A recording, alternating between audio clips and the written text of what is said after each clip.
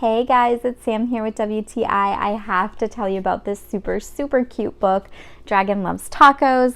This is a New York Times bestseller, so I wanted to check it out and see what all the hype was about. And it is such a funny little quirky book.